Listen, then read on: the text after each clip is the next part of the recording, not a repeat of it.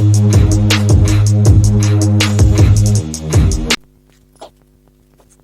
दोस्तों, आपका फिर से एक बार स्वागत है पर्पल हैट के नए वीडियो के अंदर। जी हाँ दोस्तों, आप देख रहे होंगे आज का title how to prepare for engineering exam. जी हाँ दोस्तों, आज हम किसी एक सब्जेक्ट के बारे में या फिर कोई एक ब्रांच के बारे में बात नहीं करेंगे। आज हम बात करेंगे कि आप कोई भी ब्रांच से बिलोंग करते होंगे, आप कोई भी कोर्स का प्रिपरेशन कर रहे होंगे, आप कहीं से भी कौन सा भी यूनिवर्सिटी का एग्जाम देने वाले होंगे, लेकिन यहां पे हम देखने वाले how to prepare for engineering exam. जी हाँ दोस्तों, ये जनरल वीडियो रहेगा और ये सारे स्टूडेंट्स के लिए, जो भी आपके दोस्त है, आपके जानकार है, आप उनको शेयर कर सकते हैं। I am sure at the end of this video, मैं गारंटी देता हूं आपको दोस्तों, जो आपका अभी स्टेटस है वीडियो शुरू करने से पहले एग्जाम के बारे में, एग्जाम में क्या करूं, कैसे मैं मार्क्स ज्यादा से ज्यादा लूं, वो स्टेटस आप at the end of video आप देखिए, आपको श्योरली आपका कॉन्फिडेंस लेवल बढ़ जाएगा और आप निश्चिंत हो जाएंगे और श्योरली आप बोलोगे yes now I can go for the exam very easily and I can get maximum marks. तो दोस्तों शुरू करते हैं how to prepare for engineering exam. दोस्तों जब भी एग्जाम की बात आती है, देखिए एग्जाम है तो ही हमारा एक्चुअल में जो भी हम कर रहे हैं उसका सही में रिजल्ट आएगा, आउटकम आएगा। तो एग्जाम की प्रिपरेशन बहुत जरूरी होती है। लेकिन होता क्या है दोस्तों, एग्जाम की प्रिपरेशन एज ए इंजीनियर हम क्या करते हैं कि जब एग्जाम आने वाला होता है या फिर जब एग्जाम की डेट्स आते हैं तब हम पढ़ाई शुरू करते हैं। सही बात है दोस्तों। दूसरा होता क्या है कि मान लीजिए आप सेकंड ईयर में, थर्ड ईयर में, फाइनल ईयर में हो या फिर आप फर्स्ट ईयर के सेकंड सेमेस्टर में हो, तो होता क्या है कि कुछ बैकलॉग्स भी हो सकते हैं आपके। तो आपको टेंशन होती है कि भाई मुझे रेगुलर एग्जाम भी देना है, मुझे बैकलॉग्स भी निकालने हैं, और क्रिटिकल करके एक सिस्टम होता है। जैसे कोई फर्स्ट ईयर का सब्जेक्ट आपका पेंडिंग है, आपका निकला नहीं अभी तक, तो आपको टेंशन होता है कि मैं थर्ड ईयर में जाऊंगा या नहीं जाऊंगा। तो बहुत सारी चीजें होती है एग्जाम के बारे में, how I can get the maximum marks, मुझे ये सब्जेक्ट मुश्किल जाता है, ये सब्जेक्ट तो मैं निकाल लूंगा, इसका मुझे ध्यान में नहीं आता, इसको मैं स्किप कर दूंगा। ऐसे बहुत सारे क्वेश्चंस, बहुत सारे थिंकिंग एंड ओवर थिंकिंग में हम कह सकते हैं कि एक स्टूडेंट के दिमाग में चलती रहती है दोस्तों। तो कोई दिक्कत नहीं दोस्तों, ये वीडियो आपके लिए है और सबके लिए, चाहे आप टॉपर हो या फिर आप जनरल स्टूडेंट हो, आपको मीडियम मार्क्स मिलते होंगे, आप ऑल क्लियर भी निकलते होंगे, या फिर आपको विद एटीकेटी आप आगे की क्लास में गए होंगे, सबके लिए वीडियो है।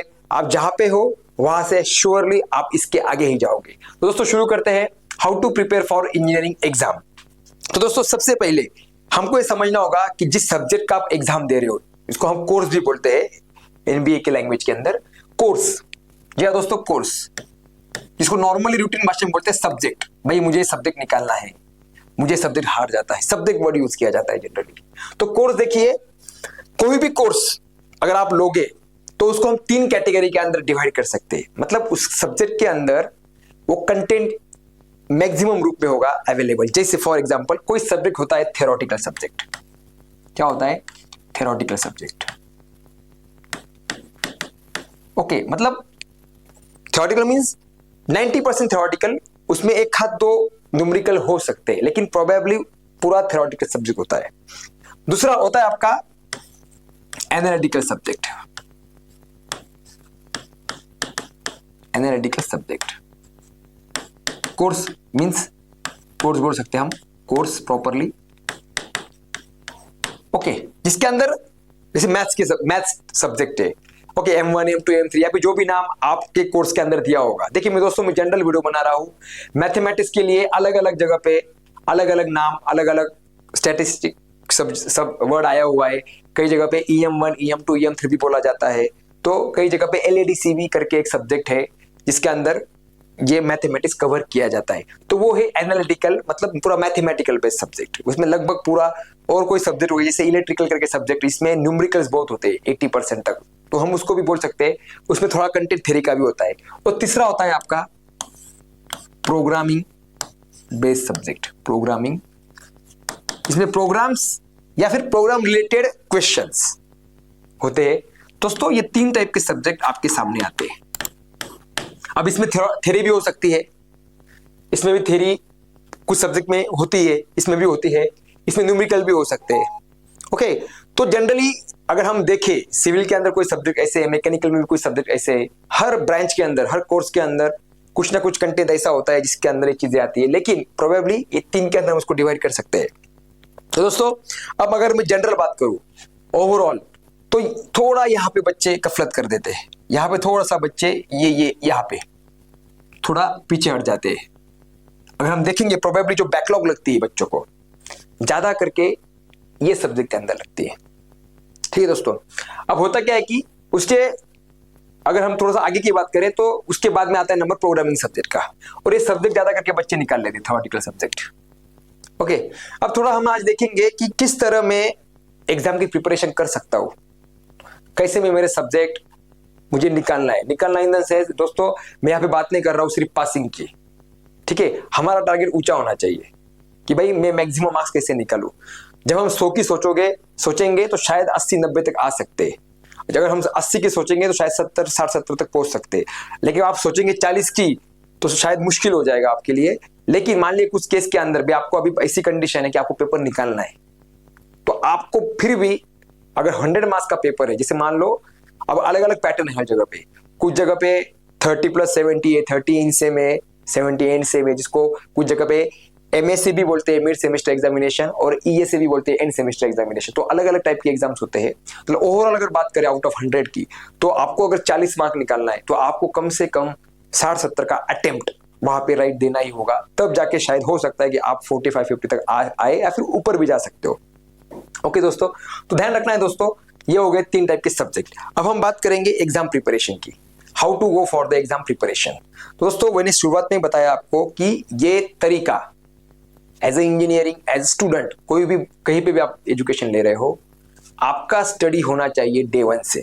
अब आप कहोगे सर अभी तो कॉलेज की शुरुआत ही हुई है, या फिर हम डे 1 से कैसे पढ़ाई करें, ऐसा कौन सा हमारे पास कंटेंट अवेलेबल है, नोट्स भी पूरे बने नहीं है। तो दोस्तों देखिए, पढ़ाई का करने का तरीका अलग अलग हो सकता है समय के अनुसार। आज के तारीख में आप पढ़ाई करोगे वो अलग तरीके की होगी, आफ्टर 1 मंथ अलग होगी, बिफोर एग्जामिनेशन अलग होगी। तो अगर मैं बोल रहा हूं कि आपको आज से पढ़ाई शुरू करना है, जैसे कॉलेज शुरू होते हैं, तो आप करोगे क्या? तो सिंपली आपको करना क्या है कि कॉलेज के अंदर, क्लासरूम के अंदर जब भी आप बैठे हुए हो, आपको ध्यान देके सुनना है कि सर क्या पढ़ा रहे हो, आपको नोट करना है। आपका ध्यान अगर है प्रॉपर, तो वो आपका स्टडी की शुरुआत आपकी हो चुकी है, क्योंकि आपके दिमाग में वो चीजें भरे, जिसे हम बोलते हैं ब्लर रूप में, कुछ ना कुछ थोड़े कंटेंट, जैसे कुछ जा रहे हो कुछ आ रहे हैं, तो कुछ ना कुछ आपके जो स्मृति पटल बोलते हैं हम, जिसको ब्रेन बोलते हैं, उसके डेटाबेस में जाके फिट हुआ है। ओके, फेचिंग करके कंसेप्ट है, हम डेटा फेच करते हैं, जो डेटा अंदर होगा वही तो फेच कर पाएंगे। डेटाबेस जिसको हम बोलते हैं, जो अंदर है वही हम उसको रिट्रीव कर सकते हैं। तो दोस्तों कुछ ना कुछ जाना चाहिए, तभी वो बाहर निकलेगा। वो भी निकलता है समय पे, जब आप उसके रिगार्डिंग रिलेटेड स्टडी करते हो। ओके, तो दोस्तों सबसे पहला आपका स्टार्ट होता है सीरियसली। अगर आप सीरियस हो तो आपको सीरियसली बोलता हूं कि आप क्लास के अंदर ध्यान दीजिए, सर क्या पढ़ा रहे, मैडम क्या पढ़ा रहे। अब आपके दिमाग में वो चीज चले गई, आई एम श्योर, मैं आपको गारंटी देता हूं कि जरूरी नहीं कि आपको वो चीज 100% तब समझ में आएगी ही आएगी, लेकिन आपने सुना हुआ है, सेकंड टाइम जब आप सुनोगे उसको या किसको पूछोगे तो आपको कम समय में पता चल जाएगा कि ओके यहाँ पे ये करना था। ओके दोस्तों, तो वहां से शुरुआत हो चुकी है। फिर धीरे धीरे आपको सारे सब्जेक्ट का प्रॉपर ऐसे ही स्टडी करना है। दूसरा, आपका रिवीजन होगा। आपका रेगुलर कॉलेज चल रहा है, आप घर पे गए, अब नया नया है, तो आप अभी तक सीरियस नहीं हो, क्योंकि एग्जाम का डेट आया नहीं। एग्जाम अभी 2-2.5 महीने के बाद है, 1.5 महीने के बाद है, 2 महीने के बाद है, तो यू आर नॉट सीरियस। लेकिन आपको ऐसा नहीं करना है दोस्तों। अभी आपको करना क्या है कि घर पे गए, जस्ट लुक ओवर, जस्ट भैया ओके ये डायग्राम है, ओके ये दिया है सर ने, ओके ये ऐसा आया था, ठीक है आज का ये हो गया। कुछ बच्चे ट्रैवलिंग में होते हैं, ट्रैवलिंग में भी सिर्फ नजर घुमा देते हैं। ये नजर घुमाना भी बहुत बड़ी बात है दोस्तों।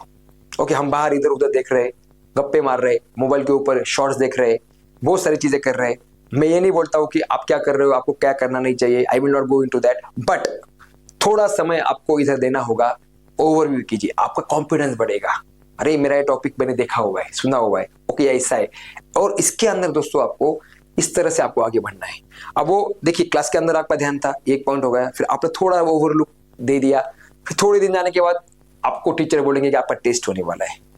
तो दोस्तों अब देखिए, जिस स्टूडेंट ने कभी क्लास के अंदर ध्यान दिया ही नहीं और जिसने कभी ओवरलुक लिया ही नहीं, तो उसके लिए थोड़ा हार्ड जाएगा वो टॉपिक। लेकिन आपने देखा हुआ है, तो आप जब भी खोलोगे, अरे ये थोड़ा ओके ऐसा था, मैंने पढ़ा था, ये मैंने सुना था, क्विक आपका हो जाएगा। तो होगा, तो आप पढ़ाई करोगे तो आपका 3rd रिवीजन हो जाएगा। फिर आपने एग्जाम दिया, सब कुछ हुआ, फिर आपका रेगुलर कॉलेज चल रहा है, फिर आपका एग्जाम का डेट आ गया, अब आपने टाइम टेबल बनाया, अब आप सीरियस हो रहे हैं थोड़े से, फिर आप टाइम टेबल बनाओगे, डेली सब्जेक्ट को टाइम दोगे और आप पढ़ाई करोगे, वापस वही कंटेंट आप रिपीट करोगे। तो जो फर्स्ट टाइम आपका नॉलेज था उस कंटेंट के बारे में, उससे 100% बहुत बढ़िया नॉलेज, बहुत बढ़िया ग्रास्पिंग और बहुत बढ़िया कंटेंट आपका क्लियर हो चुका है वो टॉपिक के बारे में, उस न्यूमेरिकल के बारे में, उस प्रोग्रामिंग के बारे में। अब एग्जाम का दिन एकदम नजदीक आ गया, कल पेपर है, आज प्रिपरेशन चालू है, बहुत अच्छा रिवीजन हो गया क्योंकि पहले भी किया हुआ है, फिर रात को या सुबह अर्ली इन द मॉर्निंग उठे, एक वो रिव्यू कर लिया, हो गया। तो इस तरह से एग्जाम को करना है। देखिए दोस्तों, कोई बच्चा 10 दिन भूखा रहता है या कोई इंसान 10 दिन भूखा है तो जरूरी नहीं कि वो 11वें दिन 10 दिन का खाना खा सकता है, नहीं खा सकता, उल्टा कम खाना खाएगा क्योंकि तकलीफ का काम हो जाएगा। सिमिलरली आपने 2 महीने पढ़ाई की नहीं, इसका मतलब आप एग्जाम के पहले बहुत सारी पढ़ाई कर लोगे और हो जाएगा, ऐसा नहीं होता दोस्तों। थोड़ा इनपुट आपके दिमाग में, आपका डेटाबेस में जाना चाहिए, फिर टाइम को बढ़ाओ। मैं ये नहीं बोल रहा हूँ कि आप डे 1 से 8, 10, 12 घंटे पढ़ाई करो, क्योंकि बहुत सारी चीजें बाकी की होती है, प्रैक्टिकल होता है, टर्म वर्क होते, lecture, practicals, regular study, assignments, बहुत सारा चलता रहता है, लेकिन फिर भी आपको टाइम निकालना पड़ेगा दोस्तों। ओके, तो ये 3 टाइप के सब्जेक्ट है दोस्तों। अब हम आगे बढ़ेंगे, कुछ ट्रिक्स। जी हाँ दोस्तों, कुछ ट्रिक्स मैं आपको देने वाला हूं, ट्रिक्स। ओके, ये ट्रिक्स आपको बहुत काम आने वाली है दोस्तों। जी हाँ दोस्तों, ट्रिक्स बोलिए या टैक्टिक्स बोलिए या फिर टेक्निक्स बोलिए, जो भी आप समझे, ऐसे कुछ ट्रिक्स है दोस्तों। शायद इसके पहले आपने कभी सुनी होगी या फिर आपने कभी इसके ऊपर चिंतन किया होगा दोस्तों। तो देखिए, मैं आपको कुछ ट्रिक्स देने वाला हूं दोस्तों, आगे के इसके अंदर आप देखेंगे दोस्तों। Now preparation of how to prepare, वापस एक बार हेडिंग दे रहा हूं, prepare, how prepare for exam, for engineering exam. जी हाँ, और ट्रिक्स जो मैं आपको देने वाला हूं अभी दोस्तों, बहुत आपकी काम आने वाली है ट्रिक्स। तो सबसे पहला ट्रिक्स है दोस्तों,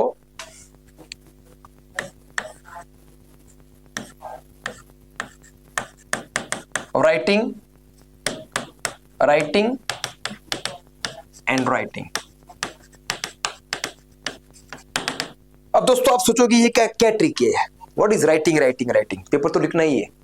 नहीं दोस्तों, हम बहुत साल से हम पढ़ाई के अंदर है, पेपर चेक करने का काम पड़ता है।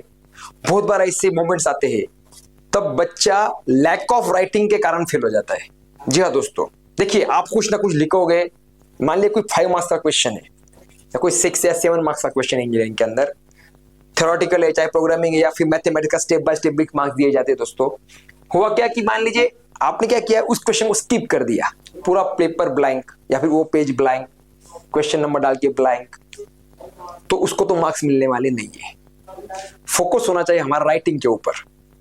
राइटिंग मीन्स व्हाट हुआ, जैसे मैंने बताया आपको कि आप पढ़ाई करके एग्जाम में जा रहे हो, कुछ ना कुछ आपने पढ़ा है, सुना है, 100% यू कैन राइट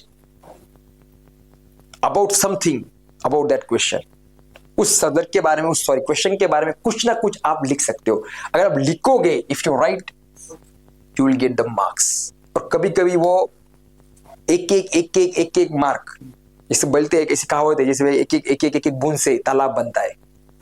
तो हो सकता है शायद कुछ केस के अंदर आप रिच करो आप 35 तक, लेकिन कुछ 4 सवाल आपने ऐसे कुछ स्टार्ट करके छोड़ दिए थे, या फिर आपको कोशिश की, आपने डायग्राम करके छोड़ दिया, तो हो सकता है कि जहां पे ब्लैंक होने वाला था, आपने कुछ ना कुछ लिखा, तो शायद 1-2 मार्क करके आप 40+ में निकल जाओ। सही बात दोस्तों, तो ये हो सकता है, और ऐसा होता भी, बहुत सारे ऐसे एक्सपीरियंस हमको पेपर चेक करने के वक्त आते हैं दोस्तों। तो राइटिंग के ऊपर आपको फोकस करना है। इसका मतलब दोस्तों, do not skip any unit, do not skip any unit, and same thing, do not skip any topic। जी हाँ दोस्तों, कोई भी यूनिट, कोई भी टॉपिक आपको छोड़ना नहीं है।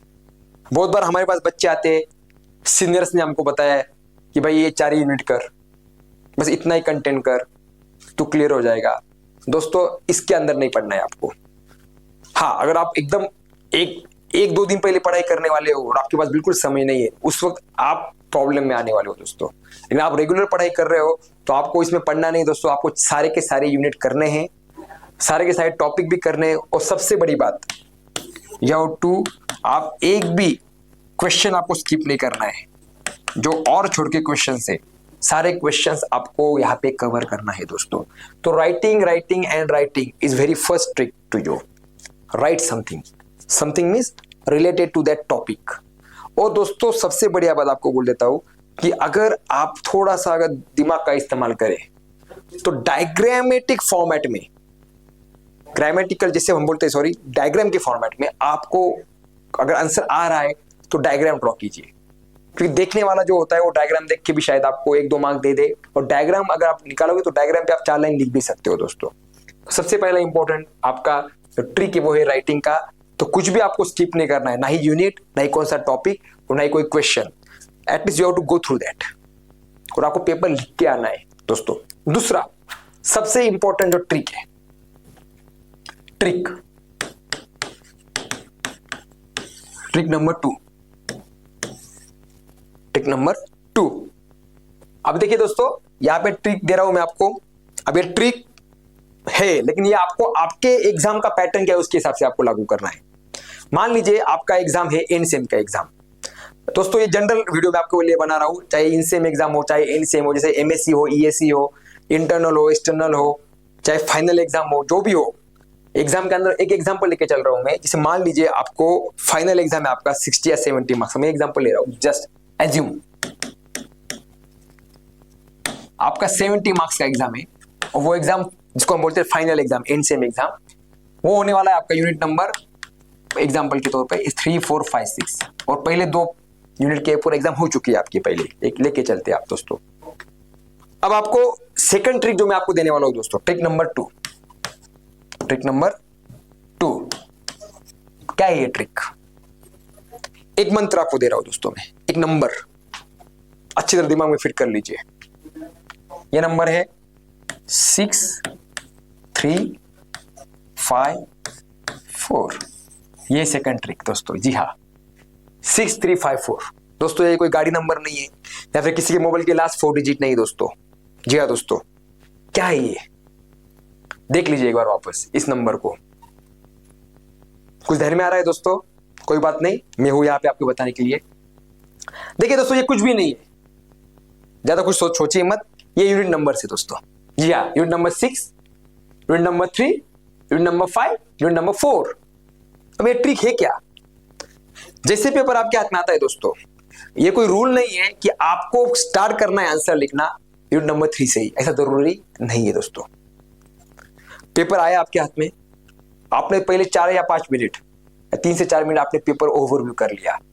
ओके, क्या क्या क्वेश्चन पूछे, ओके, आपने पेंसिल से आप तुरंत वहां पे या फिर आपके दिमाग के अंदर फिट कर लिया, अरे ये आ रहा है मुझे।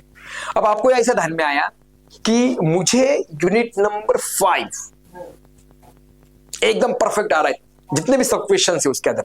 जैसे यूनिट नंबर 5 के ऊपर जो भी क्वेश्चन होगा, जैसे मान के चलिए, जैसे यूनिट नंबर 3 के ऊपर क्वेश्चन रहेगा क्वेश्चन 1 और क्वेश्चन 2, यूनिट नंबर 4 के ऊपर रहेगा क्वेश्चन 3 और क्वेश्चन 4, 5 के ऊपर रहेगा क्वेश्चन 5 और क्वेश्चन 6, यूनिट नंबर 6 के ऊपर रहेगा क्वेश्चन 7 और क्वेश्चन 8। और आपको मान लीजिए यहाँ पे क्वेश्चन नंबर 5 एकदम परफेक्ट आ रहा है दोस्तों। 5 और 6 जो भी आपको एक ही सॉल्व करना है, और उसमें सब क्वेश्चन से ABC आपको सब आ रहे हैं, तो आपका फॉर्मूला बनेगा 5।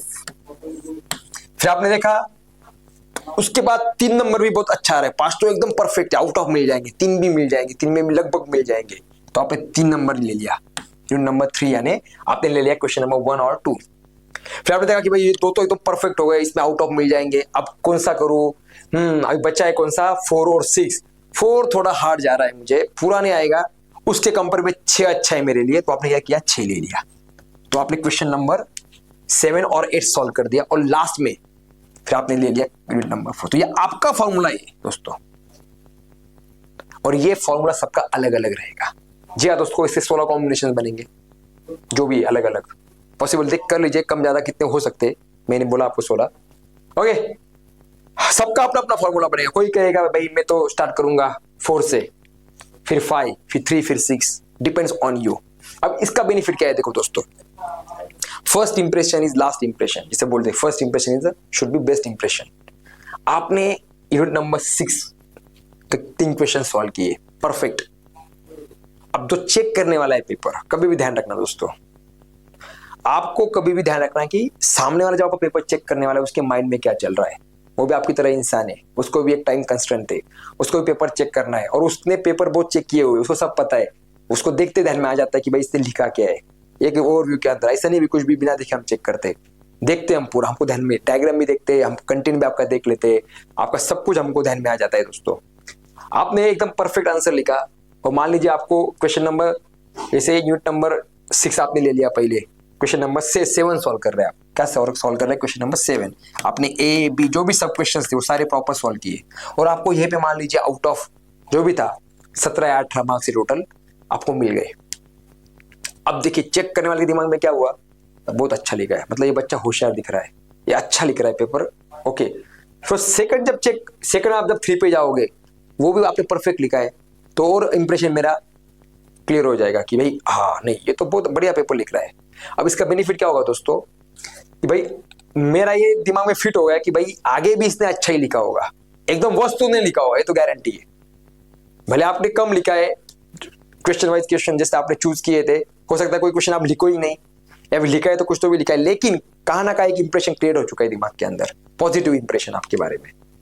वह आपने आगे अगला क्वेश्चन लिया, ऐसे करते करते करते लास्ट तक क्या होगा कि जो शुरुआत में आपने गड़बड़ की हो, अगर आपने मान लीजिए क्वेश्चन शुरुआत में लिया होता और कुछ गड़बड़ की कर दी होती, तो जो मार्क्स आपको इस कारण से मान लीजिए इस क्वेश्चन को 17 में से 10 या 12 मिल गए, वो शायद शुरुआत में 7-8 ही मिलते। दूसरा, अगर आप शुरुआत में लिखते जो आपको, या 3 नंबर का क्वेश्चन जो आपने सोचा भी लाइन में लिख दूंगा, सब पहले 3 लिखूंगा फिर 4, तो होता क्या है भाई इसमें तो इसको 7-8 ही मार्क्स मिले, वो प्रॉपर नहीं लिखा है, शायद ऐसा ही लिखने वाला है आगे फिर उसका थोड़ा इंपैक्ट हो सकता है, जरूरी नहीं है ऐसा हम करेंगे ही, टीचर करता ही है। आपने अच्छा लिखा तो आपको मार्क्स मिलने ही वाले हैं, लेकिन थोड़ा उसका इफेक्ट कुछ ना कुछ % में आ सकता है दोस्तों।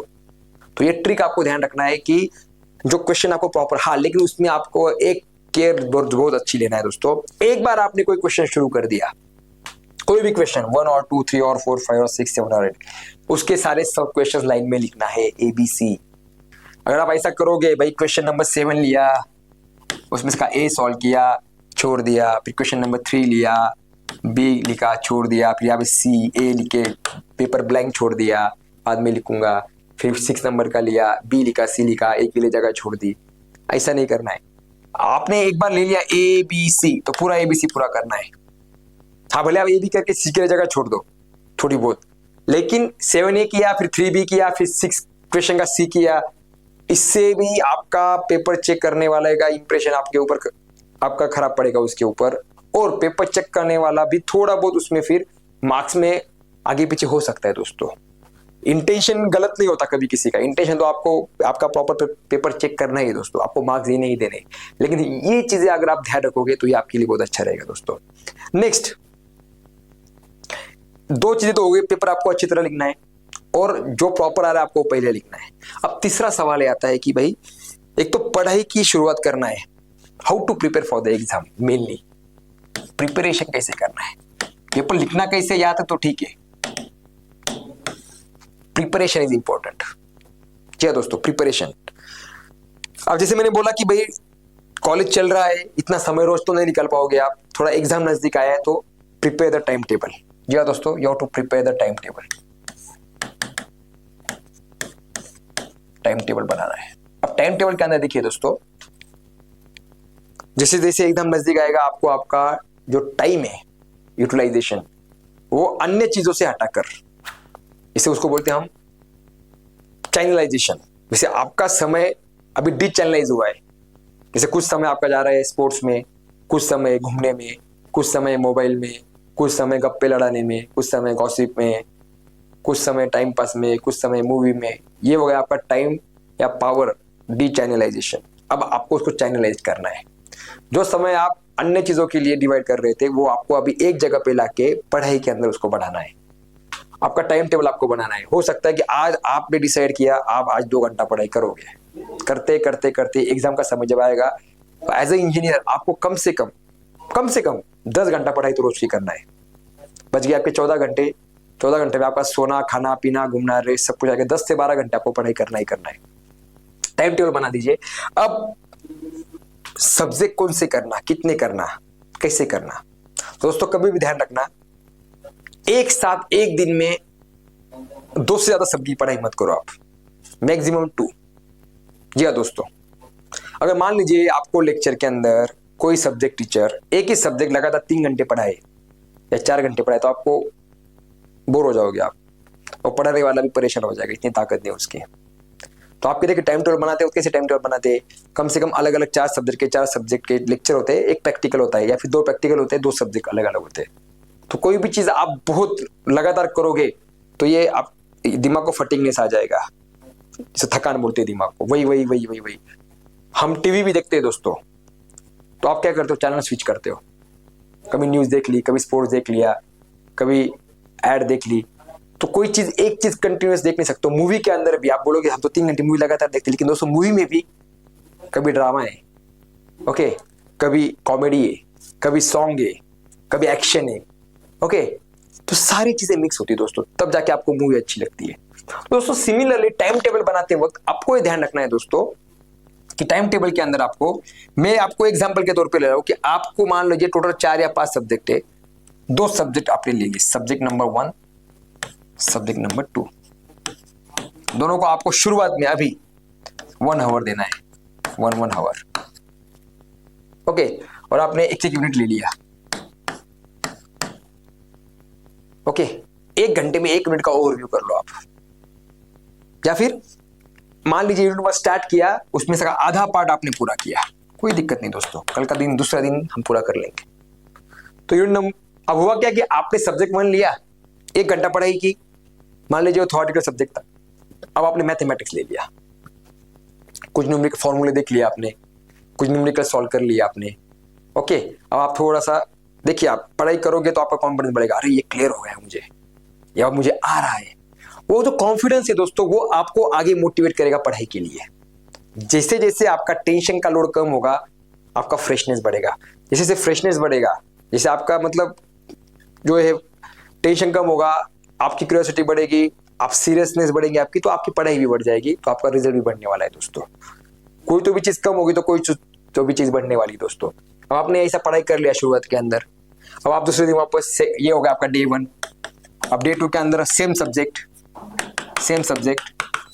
सेम टाइम, यूनिट 1 अलग सकते, ये हाफ जो था यहाँ पे, अब यहाँ पे पूरा हो चुका है, फिनिश। अब जरूरी नहीं दोस्तों कि आपका 2 दिन में खत्म हुआ तो सबका हो गई, कोई 3 दिन तक चलाएगा, कोई दिक्कत नहीं। लेकिन 3 दिन में आपने क्या किया, आज पढ़ाई शुरू की है तो 3 दिन में आपने 1 यूनिट, 2 सब्जेक्ट के 1 यूनिट खत्म कर दिए।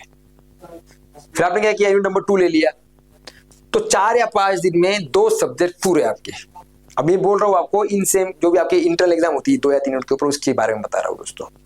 तो ऐसे आपको 8-10 दिन 12 दिन में 2 हफ्ते के अंदर पूरा सब्जेक्ट कर लेना है क्लियर। अब एंड सेम की अगर बात करूं, जैसे फाइनल एग्जाम होता है उसका, तो सब्जेक्ट 1 सब्जेक्ट 2 तो थोड़ा सा आपको समय बढ़ाना पड़ेगा अभी दोस्तों, क्योंकि 2 घंटे में होने वाला नहीं है, क्योंकि यूनिट भी बढ़ चुके हैं दोस्तों। तो इसमें करना क्या है आपको दोस्तों, ऑब्वियसली एग्जाम नजदीक आएगा तो आपको सारी चीजें छोड़नी पड़ेगी, मोह जिसको हम बोलते हैं दोस्तों, चीजों का, मोबाइल, स्पोर्ट्स, सब घूमना वगैरह कम करना पड़ेगा, तो टाइम आपका ऑटोमेटिकली जाएगा इस तरफ।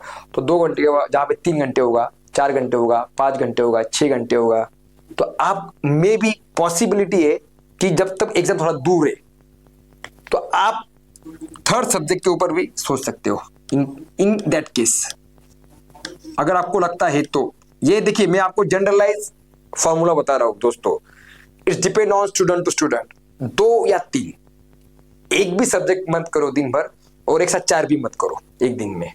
2 सब्जेक्ट या 3 सब्जेक्ट डिवाइड कर लो टाइम, और उसका कंटेंट भी डिवाइड कर लो। भाई इतने दिन में मुझे यूनिट 1, यूनिट 2, 3, 4 जितने भी यूनिट्स है मेरे वो खत्म करने हैं, 3, 4, 5, 6 जो भी है। इस तरह से करोगे तो आपको पढ़ाई के वक्त बोर नहीं होगा, और स्विचिंग रहेगा ना, थोड़ा न्यूमेरिकल बेस्ड पेपर है, थोड़ा थ्योरेटिकल बेस्ड, इसमें डायग्राम, ब्लॉक डायग्राम से थोड़ा प्रोग्रामिंग में चले गए, ये आपको इस तरह से आगे बढ़ना है दोस्तों। तो ये आपका सबसे बढ़िया ये जो ट्रिक है, ये आपका टाइम टेबल है, ये ट्रिक नंबर 3 समझ लीजिए कि भाई प्रिपेयर कैसे करना है आपको, time table of preparation. Okay दोस्तों, अब इसके अंदर अगली जो बात है बहुत इंपॉर्टेंट बात है दोस्तों, सबसे इंपॉर्टेंट बात, आस्क, पूछो दोस्तों, ये बहुत इंपॉर्टेंट चीज है। आस्क, आप मूवी को गए, आपने मूवी देखा, मूवी था 2.5 घंटे का, आप घर पे आए और आपके घर में आपके बड़े भाई ने आपको पूछा भाई मूवी कैसी थी, आपने बोला बहुत बढ़िया थी। यार मुझे बता दे स्टोरी, में तो जा नहीं पाऊंगा। कितना समय लगेगा आपको स्टोरी बताने में? ऐसा हुआ ऐसा हुआ ऐसा हुआ, हीरो ये वो, 10 या 15 मिनट खत्म। मतलब जो चीज 2.5 घंटे की थी आपने 10 मिनट में आपने सामने वालों को क्लियर कर दी। सिमिलरली दोस्तों, बहुत बार ऐसा होता है कि हम कोई टॉपिक क्लियर नहीं हो रहा है हमारा, तो हम क्या करते हैं, खुद होके ही उस टॉपिक को, ये बुक वो बुक, ये नोट कैसा आया कैसे आया कैसे आया, इस इधर देख उधर देख, रेफरेंस बुक टेक्स्ट बुक करते बैठते। दोस्तों थोड़ा सा कुछ चीजें हमको पूछनी है, समझ के लिए इस बात को मत जाइए। कोई स्टूडेंट है आपका, कोई कलीग है, रूममेट है, आपका फ्रेंड है, हॉस्टल मेट है, आपके एक बस में आने जाने वाला दोस्त है, आपका बेंच पे बैठने वाला आपका दोस्त है, उसको क्लियर है भाई मुझे बता दे, ये स्टेप एक बार क्लियर कर दे, ये नंबर आया कैसे, ये वैल्यू आया कैसे, सर ने कैसे सॉल्व किया, या फिर इसका ये ब्लॉक डायग्राम का मीनिंग क्या है, किस तरह से इसको लिखे, कैसे ये ट्रिक है, वो आपको बताएगा ना दोस्तों, आपका समय बचेगा, चीज जल्दी क्लियर होगी। तो आपको क्या करना है, ये sharing always is caring, sharing caring होता है, तो शेयर कीजिए, आप भी बताइए, आप पूछिए भी, एक दूसरे के साथ शेयर कीजिए तो सबका केयर होगा दोस्तों। तो sharing caring is very important. और इसके अंदर आपका ये ट्रिक नंबर 4 है दोस्तों। बहुत बार देखने में आता है दोस्तों कि बहुत सारे स्टूडेंट्स होते हैं, शाइनेस होती है, तो टीचर को नहीं पूछते। टीचर हमेशा पूछते क्लास के अंदर, बच्चों क्लियर हो चुका है आपको? हाँ सर। कोई डाउट है? No sir. डाउट बहुत सारे होते हैं, दोस्त स्टूडेंट पूछते नहीं है। कुछ क्वेश्चन है दोस्तों, नो क्वेश्चन भी बहुत सारे दोस्तों, पूछते नहीं है। जब ये हमको पता रहता है दोस्तों, जब हम सवाल पूछते तो आप आंसर देते नहीं हो, तो क्या करना है, टीचर्स को पूछो आप, आस्क। एक बार आप अपने लेवल पे देखिए, सोच के भी आ रहा है आंसर, दोस्तों को पूछिए, नहीं आया तो आप टीचर के पास आइए, जो भी राइट टाइम रहेगा, प्रैक्टिकल का टाइम, जो भी फ्री टाइम रहेगा उस वक्त पूछिए, तो टीचर आपको क्लियर करेंगे दोस्तों। तो दोस्तों ये सारी चीजें बहुत इंपॉर्टेंट होती है। अब नेक्स्ट पॉइंट मैं आपको यहाँ बोल रहा हूँ, ट्रिक नंबर 5।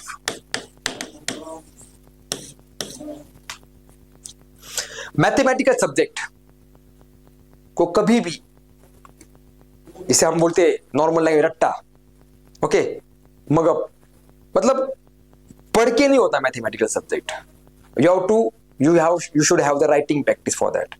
बहुत बच्चे मैंने देखा है, बहुत बार सब मैथ का पढ़ाई कर रहे हैं। देखिए ब्रेन जो है ना, इसका एक तरीका है दोस्तों। ब्रेन का एक रूल ऐसा है कि जब आप पढ़ोगे ना, या फिर आप जब आपको सुनोगे, तो आपको उस मोमेंट में लगता है कि यार ये तो मैं याद रख लूंगा, ये इजी है, बहुत खतरनाक। जैसे जैसे टाइम जा रहा है, दिमाग में से वो धीरे धीरे धीरे धीरे चीज खत्म हो रही है। भाई पिछले हफ्ते क्या खाया था शाम को, पता नहीं आपको, भूल चुके आप। Same thing is for that. Mathematics में ये प्रॉब्लम है दोस्तों। थ्योरेटिकल में क्या होता है, डायग्राम जो होती है ना, डायग्राम उसका एक पिक्चर है ना, स्टोर हो जाता है दिमाग के अंदर, तो वो निकालना आसान है। ओके दोस्तों, लेकिन जब आती बात न्यूमेरिकल की, तो जब तक आप लिखोगे नहीं तब तक वो दिमाग में फिट होगा नहीं दोस्तों। तो आप जो भी आपको रफ बुक के ऊपर करना है, रफ बुक के ऊपर कीजिए, या फिर स्लेट के ऊपर करना है, स्लेट के ऊपर कीजिए। लेकिन दोस्तों ऐसे सब्जेक्ट को जो न्यूमेरिकल बेस्ड है, उनको आपको फॉर्मूला याद करना होगा, और उसके बाद न्यूमेरिकल सॉल्व करना ही होगा पेपर के ऊपर, और उसकी प्रैक्टिस करनी होगी दोस्तों। एक बार आप देख लीजिए, रख दीजिए, बिना देखे सॉल्व कीजिए, बिना देखे डायग्राम निकालिए, चाहे थ्योरेटिकल सब्जेक्ट हो, बिना देखे प्रोग्राम कीजिए। देखिए आपको पढ़ाई करनी, आप खुद ही वकील हो, खुद ही जज हो, खुद ही पुलिस हो, खुद ही चोर हो, कोई देखने वाला नहीं आपको।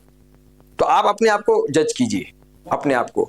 डायग्राम देख लिया, रख दीजिए, डायग्राम निकाल लीजिए, डायग्राम देखिए, ओके 90% मैच है, वापस रखिए, वापस निकालिए, 100% मैच हो जाएगा। कितनी खुशी होगी आपको दोस्तों। दोस्तों ये चीजें बहुत इंपॉर्टेंट है। तो ट्रिक नंबर 5 के अंदर देखिए, मैं बताने वाला था आपको कि टीचर जब पेपर चेक करता है तो उसकी 2-3 चीजें के ऊपर फोकस ज्यादा रहता है। एक तो होता है हैंडराइटिंग, तो होती ही होती है दोस्तों। एक होता है कि कुछ चीजें आप अंडरलाइन करो, हाईलाइट करो।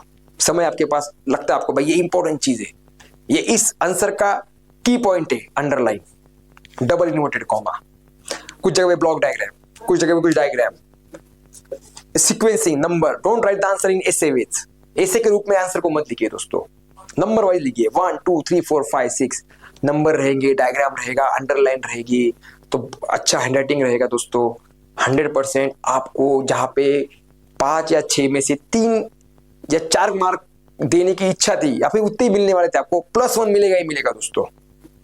क्योंकि देखिए थ्योरेटिकल क्वेश्चन के लिए ऐसा कुछ फिक्स पैरामीटर नहीं है कि दोस्तों सेम क्वेश्चन अगर कोई मैं चेक करूंगा तो शायद 6 में से 6 भी दे दो, कोई 5 भी दे देगा, देयर इज नो चैलेंज। क्योंकि हर चीज निकालने के लिए बहुत कुछ निकाल सकते हैं। मैथमेटिक्स के अंदर भी फाइनल आंसर तो सेम आना ही चाहिए, कोई आपको स्टेप के लिए मार्क भी दे देगा। सही बात दोस्तों, मैथ्स के अंदर देते, प्रोग्रामिंग के अंदर भी मॉडल वाइज पार्ट वाइज आपको मार्क्स मिल सकते हैं दोस्तों। तो दोस्तों ये सारी ट्रिक्स आपको ध्यान रखना है। और कुछ सब्जेक्ट ऐसे उसमें थ्योरी भी रहती है, न्यूमेरिकल्स भी रहते हैं, तो कोशिश कीजिए कि थ्योरी में मैक्सिमम मार्क्स निकाल लीजिए, न्यूमेरिकल भी करना है आपको, उसको स्किप नहीं करना है।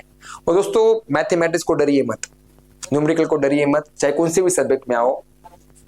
वो तो ऐसा होता है कि न्यूमेरिकल बड़ा होता है, आंसर छोटा होता है, अरे आप डर जाते हैं, बाप रे ये क्या है, गिवन, ये वो बहुत सारी चीजें दे दी, गिवन ही इतना बड़ा हो जाता है, और उसका आंसर होता है एक फॉर्मूला, फॉर्मूले में वैल्यू डाला, आंसर आ गया आपका।